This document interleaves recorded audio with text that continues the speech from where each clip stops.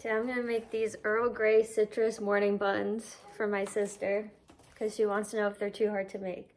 Spoiler alert, I think they're gonna be too hard for her. Don't laugh off camera, it's unprofessional. The reason I say this is because it involves lamination, which is a process of folding butter into a dough to make layers, which I'm not really sure why. Well, anyway, it's for special texture. It's an interesting process, so let's start on that. Also, I'm gonna make a half batch. This is a recipe for rings off. This is a recipe for 12 to 15, it says, but because I've never made it before, I'm gonna half it and make 6 instead.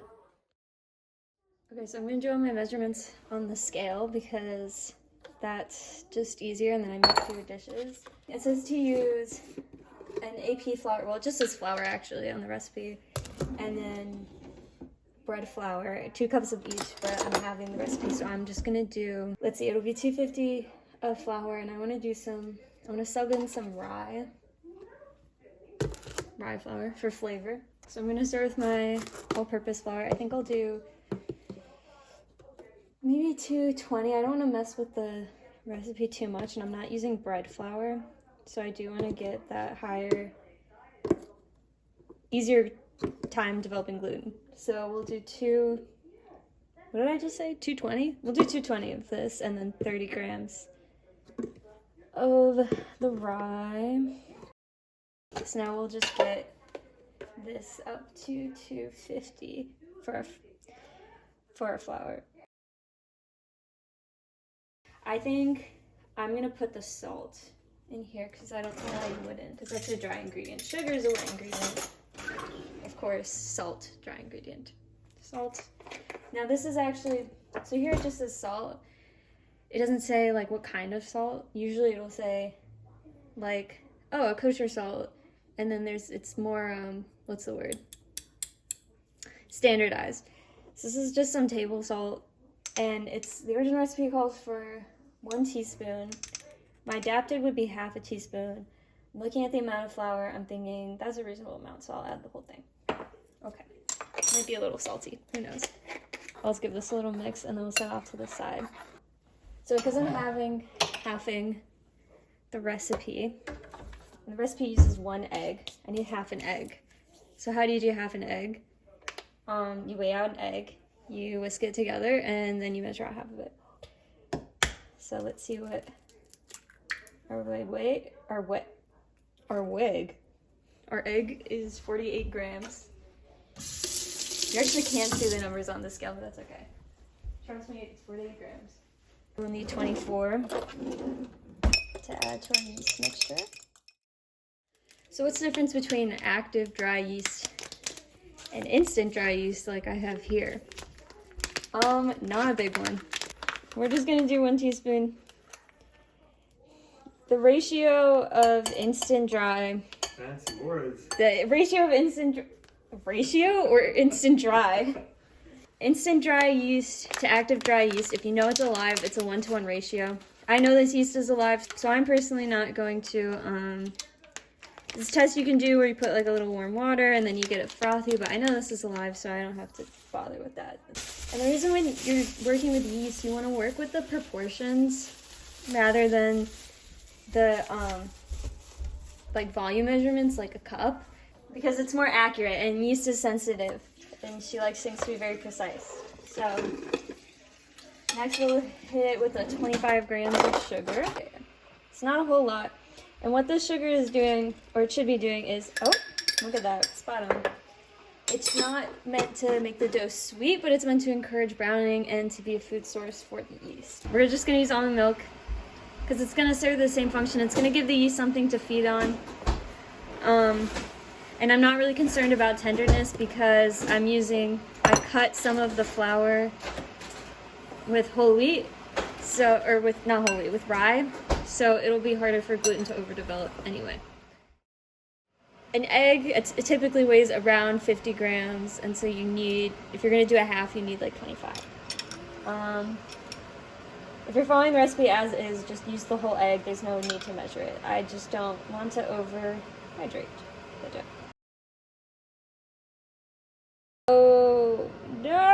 I think the scale just died. No, no, no, no, no. Come back, come back. Come back. Hello? It did say low battery. Okay, what was I at? Did I remember? Was it 20? I'm just gonna go in with a little bit more egg and then I'll say that we're good. I'll just say that that's like, yeah, that's half bad. 250 ml of milk, so 125 for us. I guess I can change it to the mil, but it's the same thing. You can even see we've started to get some bubbles over here. That's from the yeast eating that sugar because I put it right on top. That's all the measuring we need with the scale right now. So I'll put this over here. I'm gonna use the fork and whisk this a little bit.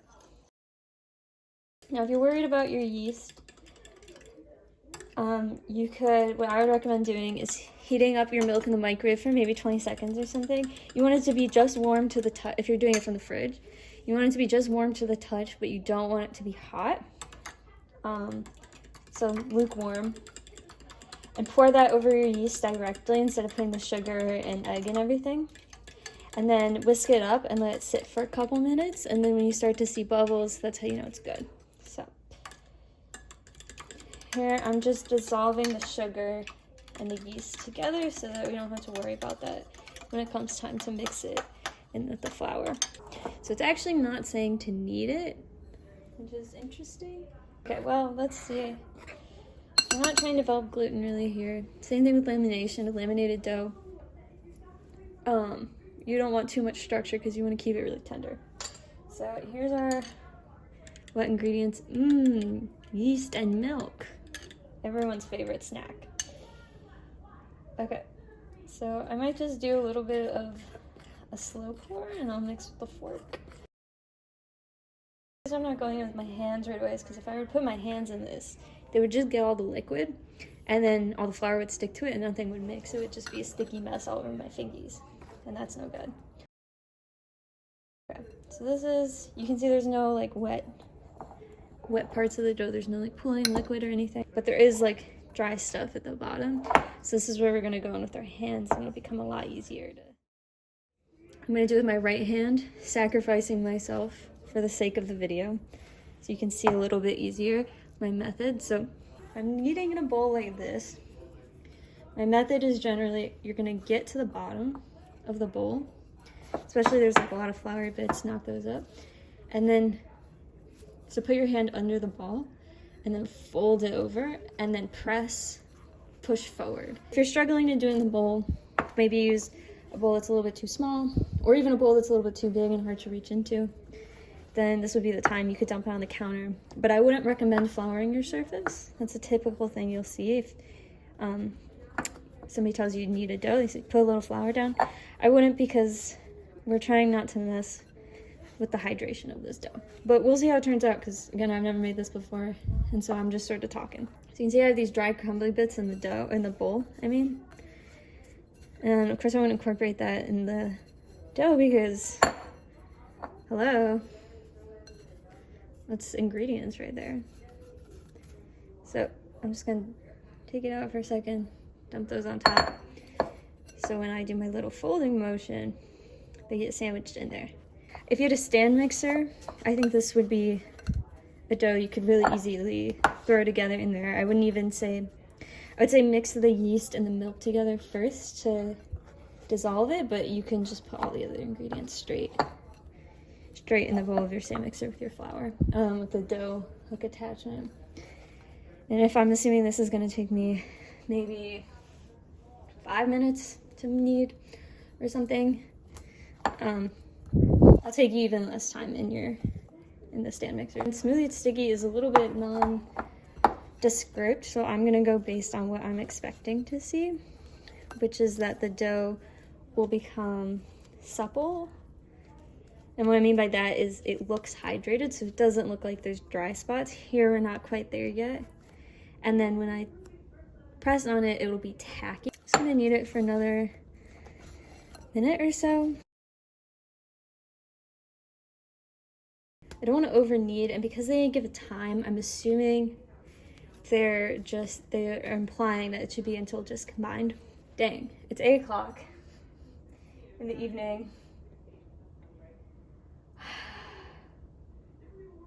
That's fine, whatever, okay. I'm gonna cover this, put it in the fridge, and now it doesn't say how to cover it. My go-to is usually a damp towel, so you maintain moisture. But because I don't really know what they mean, I think I'm just gonna go with just this cover. I'll just go with a little bit of plastic wrap, a little cellophane. Wrapped in plastic. Oh my goodness. This is so not aesthetic. Plastic wrap, bowl. Gonna set a timer 1 hour in the fridge. Okay, so now it's time to make the butter block. What is a butter block? It is a block of butter. That's it. You work with softened butter, so this is butter that if I press, I can press into it and it'll hold its shape, but it's not melted. That's really important because we want it to hold its shape. Because what's gonna happen is we're gonna incorporate this into the dough with a series of folds, which I'll demonstrate later. And when we do that, we're making all these super thin layers of butter inside the dough that when it bakes, that butter is gonna evaporate and then gonna leave behind gaps, and then that's what creates flakiness. It originally calls for 250 grams of room temperature butter. One stick is, I think, 113 grams. Yeah, 113 grams. So I'm just gonna measure out to make sure we have 125, which is half of 250.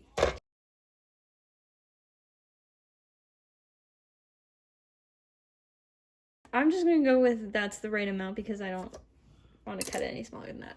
So that's about a stick and a tablespoon, if you're following along at home with the halved recipe. So next, our parchment. Now this wants me to make a 35 by 20 centimeter rectangle of parchment paper. Okay, there's no good ruler that I want to use like right here. And it really is best practice to measure. Okay, actually, you know what I have? Keys. And I actually have 2 tape measures. This one's for WIT, shout out. But this one my roommate just gave me. And it has, oh, I'm pretty sure it has metrics on it. Yeah. So I think I'm gonna do a 20 by 20 square.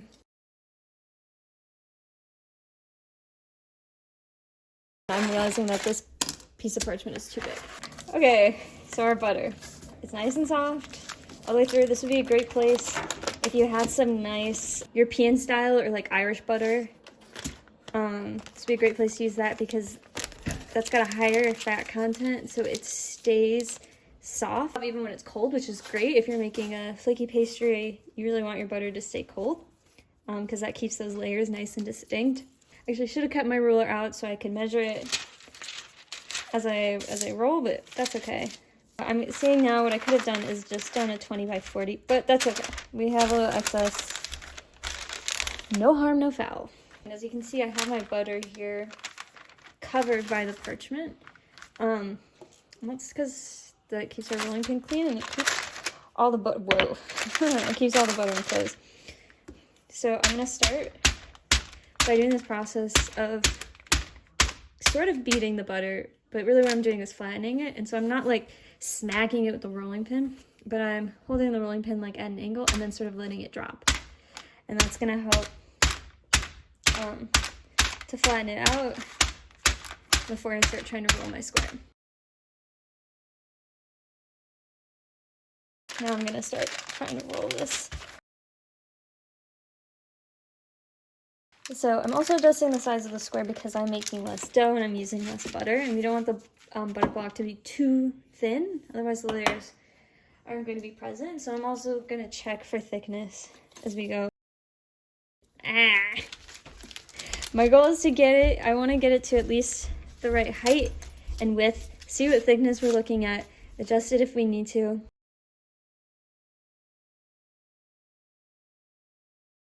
So now we got our square.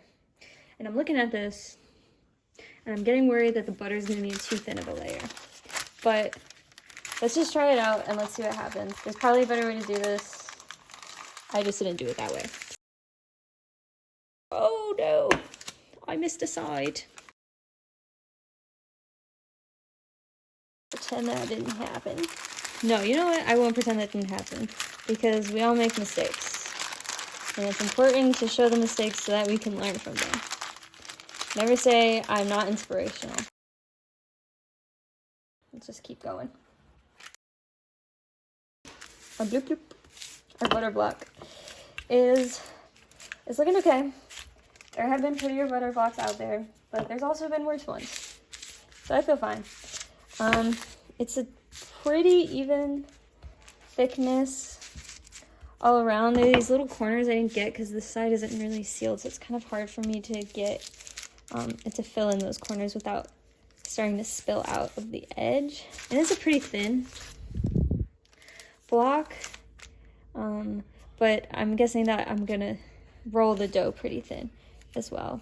So I'm gonna put it in the fridge, and then when our dough is ready to roll out, I'll take this out at the same time. But if you're worried about the layers too thick or that it's not gonna roll out easily, you can maybe take it out like 5-10 minutes before you're ready to roll out your dough. So I'm just gonna go pop this in the fridge, and I'll be back in 45 minutes when our dough is finished chilling. Our bag, it's been an hour. Our dough has had a little time to ferment. So I'm in the plastic. You can see here, I don't really think it's grown in size at all. So that wasn't really, I think it was more so a rest for the gluten and to let everything hydrate. So you can see the dough is looking a little bit smoother now. So I'm gonna roll it out to be a square. Same size as our butter block. This is where you could use it, the measure again, but I'm just gonna eyeball it using the butter. And again, I'm trying not to add any flour because it doesn't say to do that in the recipe. So the reason we want it to be the same size as our butter block is because we're gonna encase our butter block, or we're gonna in the dough here. The butter block is a little bit thin, but I was trying to keep it close to the original proportions. So we'll see how that turns out. Try to get this as square as possible. So when trick is to pull at the corners, try to suggest it to go into a square. You can see I'm moving around the dough a lot because again, I'm not flouring the surface, so I want to make sure it's not sticking anywhere, and I want to make sure the size that we're seeing isn't from just tension it has with the surface, but is because it's actually taking that shape. So it's pretty evenly rolled out. I was reading the recipe again, and she actually does say to put it in the center of a rectangle, but it seems she's rolling it out very thin, which I'm not really sure why you would. I mean, then you just get a very thin layer, but I think this is work for our purposes. So the way I want to position it is to have it at an angle like that, so we can fold it in. I'm gonna roll it out a little bit more lengthwise this way. And a good technique for rolling is you start in the middle and then you go outwards in either direction, and it keeps you even.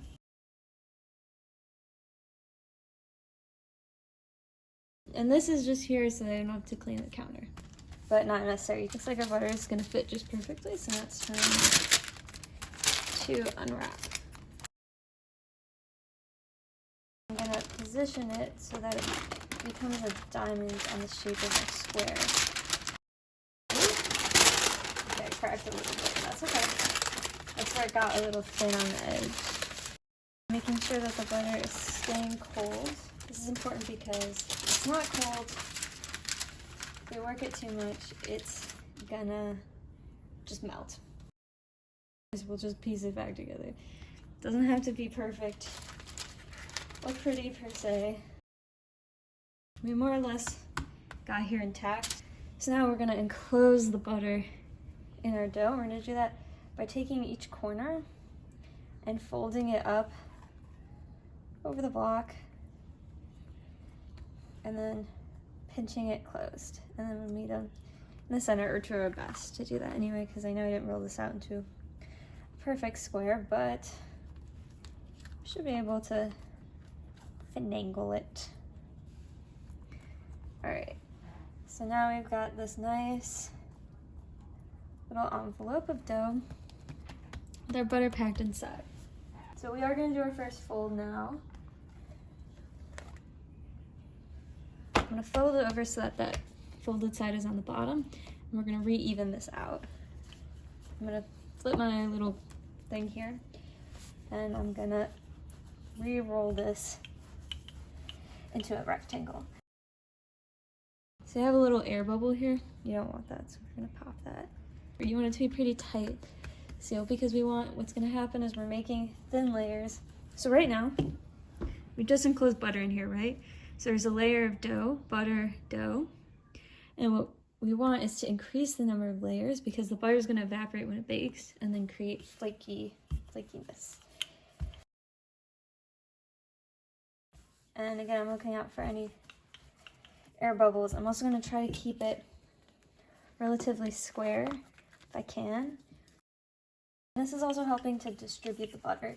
If you feel like at any point your dough is getting really warm, or the butter inside is getting warm, make sure you refrigerate it, because you really don't want that butter to melt, otherwise you're gonna lose the layer definition.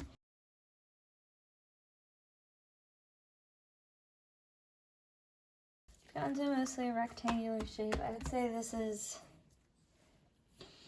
I don't know, maybe twice as long as it is wide. I'm just gonna go ahead and do our folds. So the way you want to do this is you want to find your thirds. Say, okay, maybe like this, and we're gonna do a letter fold. So letter fold is where you fold the bottom third up, like that, and then we fold the top third down over it.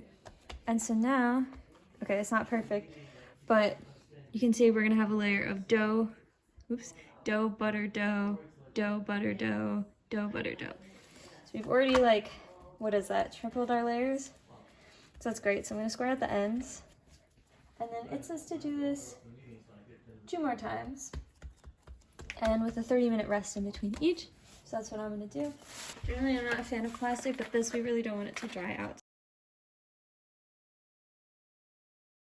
So, okay, so those 30 minutes in the fridge, why are we doing that? Why can't we just roll it again now? Well, one, as I mentioned, we want to keep the dough cold so that the butter doesn't melt. Cold dough and cold butter equals flaky pastry.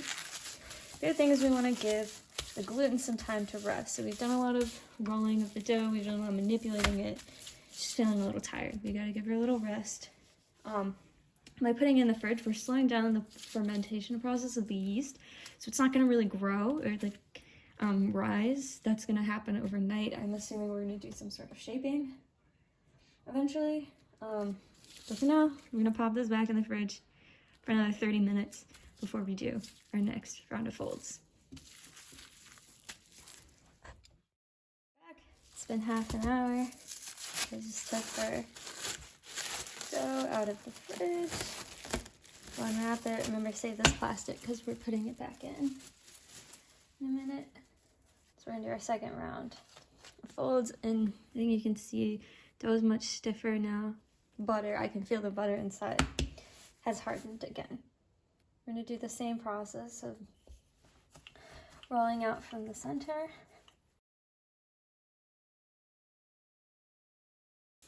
The trick here is the thinner that we get the dough, the thinner those butter layers are gonna be. Okay, I actually hear Shira on the phone right now, but I'm gonna ignore that and continue. Now we've got even more layers of buttered dough. Put back in the fridge for another 30 minutes, and then we'll roll it out again. Okay, so we're back, and we're gonna do our last fold. This is the last thing we have to do tonight.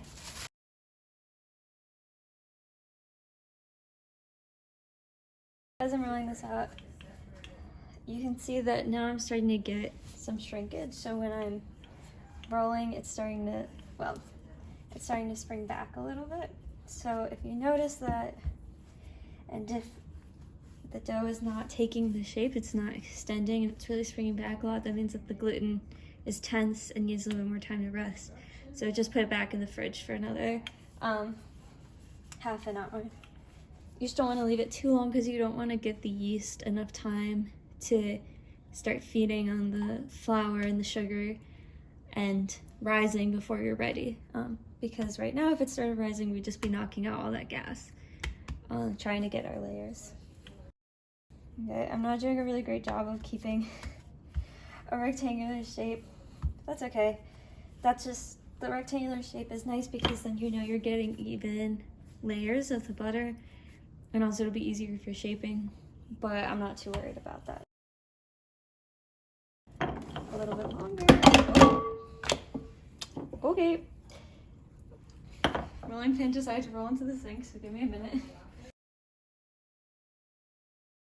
If you're making something, for example, like puff pastry or a croissant, where you want really even layers, that's where you might notice that, okay, in this end here, it's just kind of dough. There's not really butter in the layer, and you might cut that off, you might trim it.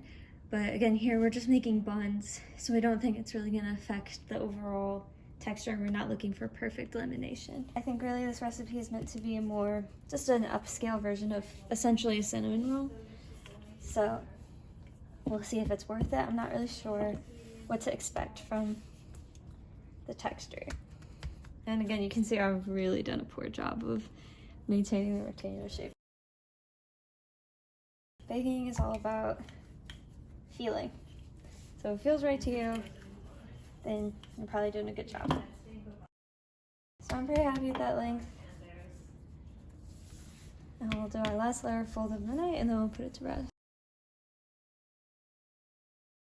If you get close, you can see there's some places where the butter is peeking through. The dough got a little bit thinner. That's all right.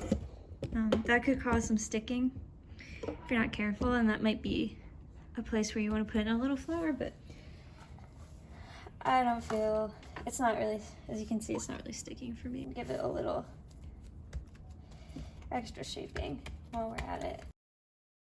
As per the recipe, we're just gonna pop this in the fridge overnight. Butter is gonna get nice and cool. The yeast is gonna slowly start feeding on the sugar, creating gases, giving us some lift, hopefully.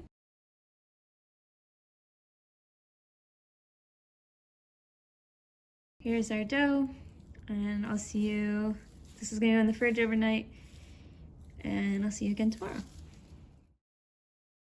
All right, welcome back. We're on day 2 of making these Earl Grey citrus morning buns. Our dough has been resting overnight, and we're gonna make the filling, roll it out, shape it, and then we gotta let them proof, and then we can bake.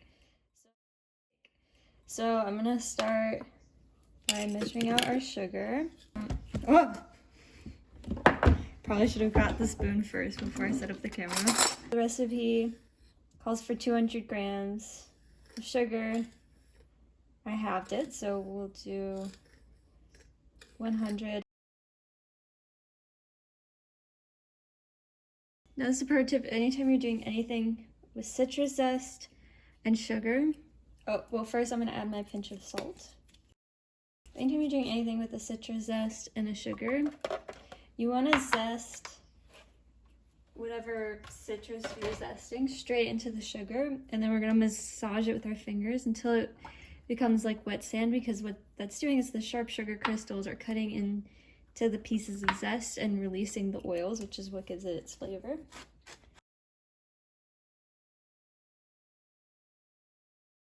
Okay, I don't want to get too much of the pithy part, like this under layer of the zest, so I'm just gonna stop there and work with what we've got so far. I'm gonna try and do things with my right hand so you can see it. I'm not blocking the entire camera. And so what I'm doing now is literally just rubbing the sugar and the zest together, and the salt, in between my fingertips, and you can see that the sugar's starting to get wet, and it's because the zest is starting to release its oils, and so we're getting this really nice orange sugar instead of sugar and orange zest. And you can do this in pretty much any recipe that involves some sort of citrus zest and sugar, and this will just amplify any of the flavor. All right, even though that wasn't in the recipe, I'm really glad I did that. So now you can see we've got this really nice bright orange sugar. So I know for sure that that orange zest flavor is gonna come through. Don't worry, I haven't forgotten that these are citrus Earl Grey buns. So it tells you to use 4 packets of tea. I'm gonna use 2. I was gonna grind up the tea a little bit before I put it in there, but to be honest with you, it's already pretty powdery. If you feel worried that your tea's a little grainy, then maybe hit it with one of these, but otherwise I think we'll be okay.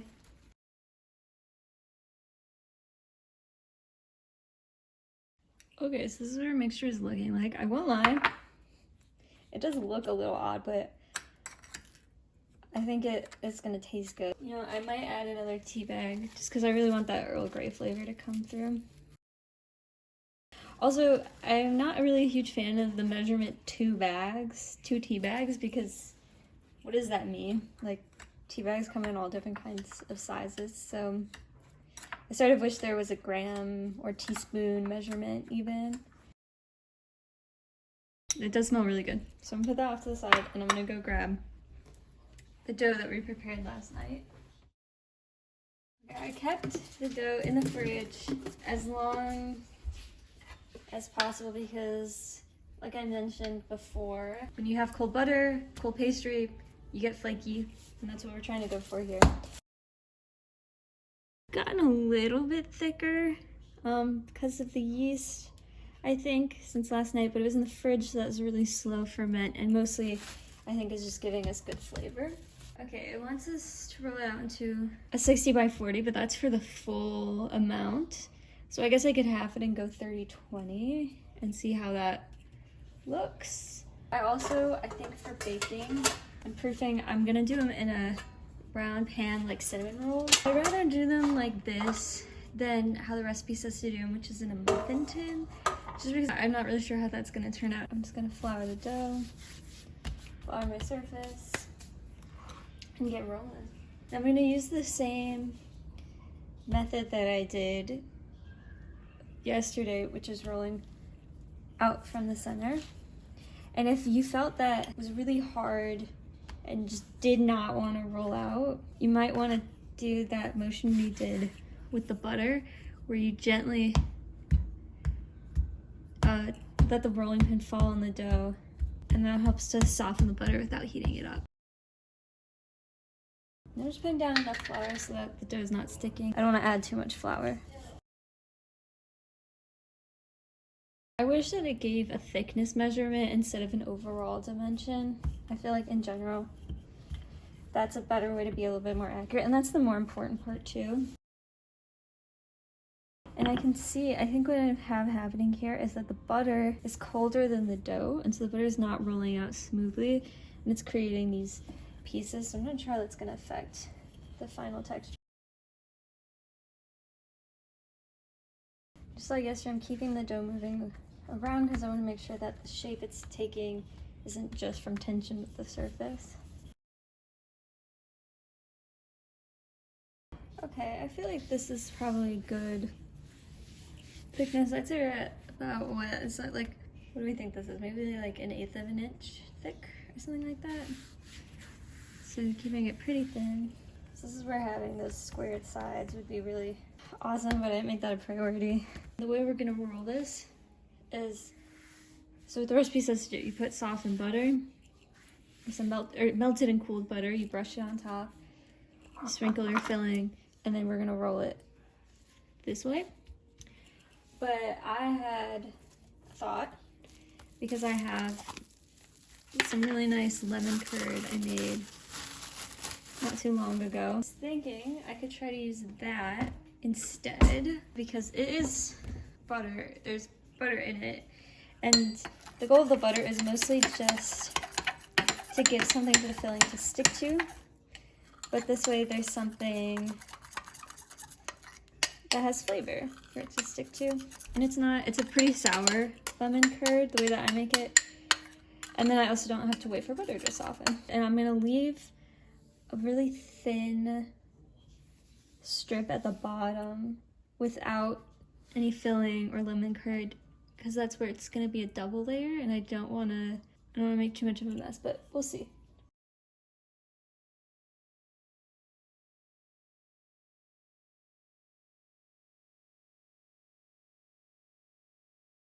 I brushed the whole thing.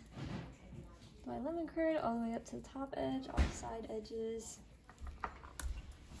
And I'm gonna sprinkle my filling.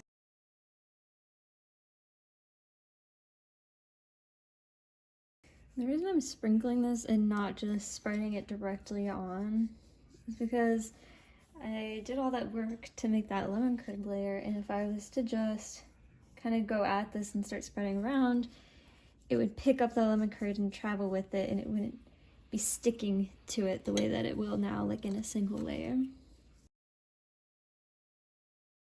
So that's all of your filling. Now I'm just gonna pat it down.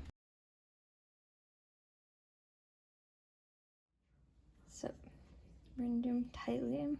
So I'm gonna start by folding up that bottom a little bit. It's maybe like half an inch. I actually have no idea. And then from the center outward, I can start my roll. And I'm gonna do this pretty slowly because I want it to be tight.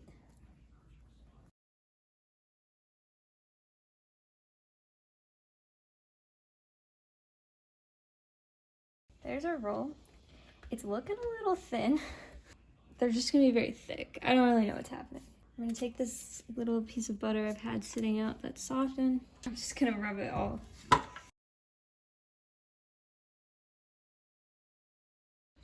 right, pan buttered. I just want to preface this off by saying I think I might have messed up on the shaping a little bit, but that's okay. It's a learning experience. So what I'm gonna do now, I'm just gonna cut off the ends. There's a couple ways you can shape. Okay, but the spiral, come on, that looks pretty good. Honestly, I think I'm just gonna go with this thing. It's about 1.5 inches, which of course, why is that the only thing that has an inches? I wish I had one of these that had the measurements on it, but I'd say like 1.5 inches is maybe like, I think it's that much. We've got 1, 2, 3, 4, 5, 6, 7, 8. So it's 2 more than I thought, plus these little ends, which I'll bake, but I think maybe separately. So I'm gonna just, should I just go for it? I might just go for it.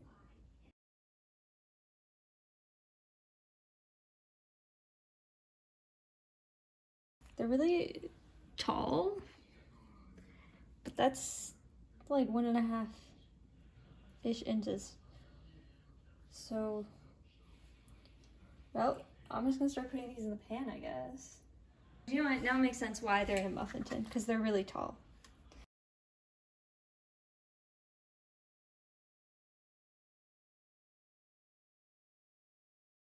All right, there are buns. All right, so it says cover and let rise for 1 to 2 hours. I'm just gonna use the same plastic that I used to wrap the dough. It doesn't say where to let rise, but I'm gonna assume a warm place. So I'm gonna go put those there. If you were doing this in the morning or during daytime, I put them in a sunny spot. And I'm gonna set a timer for 1 hour, check on them. I'm assuming we're looking for them to puff up substantially, maybe even double in size. So I'll take a look at them after an hour, and if they need more time, I'll let them go longer, but I'll keep you updated. Okay, so it ended up being 2 hours, and as you can see, they did not double in size, and in fact, what started to happen is the butter was melting out, so I decided to just get them in the oven. So I have my oven preheated to 400 degrees, and also because it's 10 o'clock at night and I'm gonna want to go to bed. So the last step here is brushing with egg wash. I just whisked 1 egg with a splash of almond milk, and I'll just brush the tops. I won't lie, I'm a little concerned. I'm not really sure. I was sort of thinking of flattening them out, but I don't know, I don't really want to mess with them too much. I have no idea how these are going to turn out, basically, so it could be that this was a total failure. And maybe it's my fault, maybe it's the recipe, I don't know. Or maybe something magical will happen in the oven and they'll turn out beautiful. So that's what I'm hoping for anyway. And as you can see, I've moved them to be on a sheet tray here so that if there's any butter drips, we catch them. And then I put my 2 ends in these little molds. They might not be good for this high of a temperature, so I changed my mind and I'm going to do a little balloon.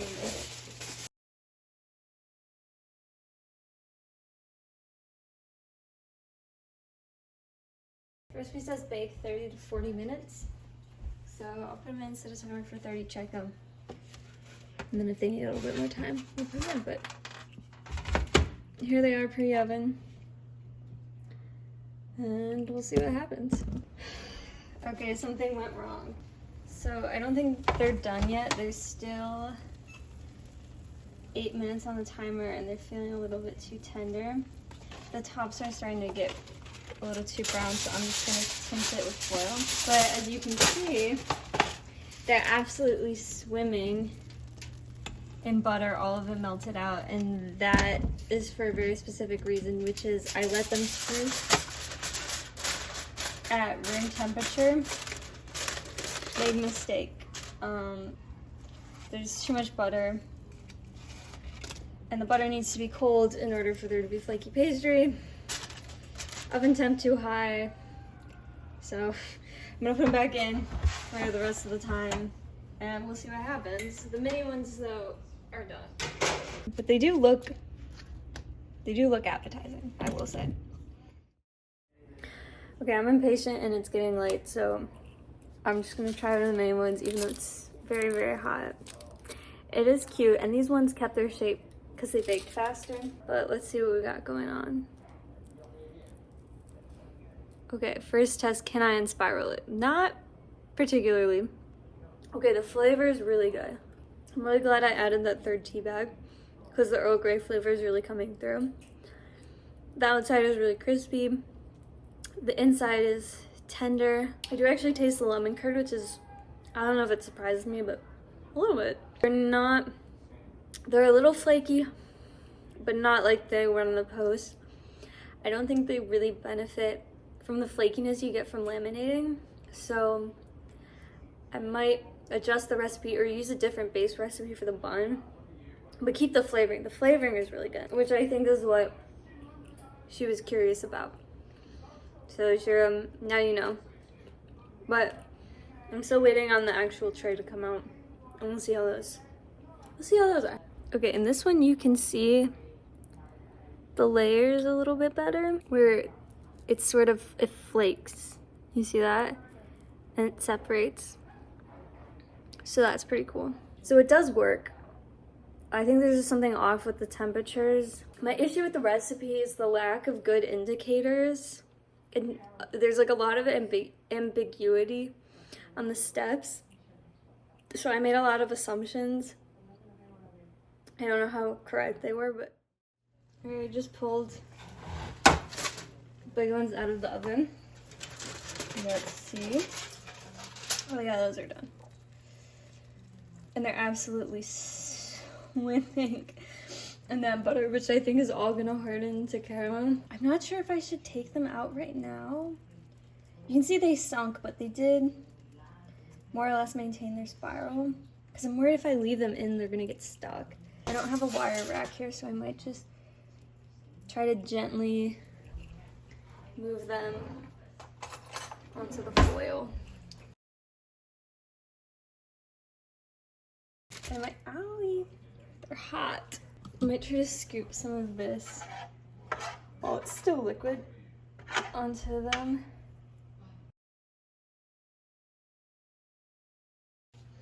All right, well, those are the final buns. They gotta cool for sure. I guess I'll see how they hold up tomorrow, and I'll give my final thoughts. Peace. I have one of the finished buns here with a little lemon curd on top. My final consensus is that they're good. Now they've had some time to think on it and gotten more feedback. And the flavor combination is good. Overall, they turned out fine. I think it's just an overcomplicated recipe. And so I've decided that I want to adapt my own for you, Shira, so that you can make something that tastes yummy and looks good, but isn't so complicated. Here's my final Earl Grey citrus morning bun. Thank you for watching, and stay tuned for a new video with my own morning bun recipe coming soon.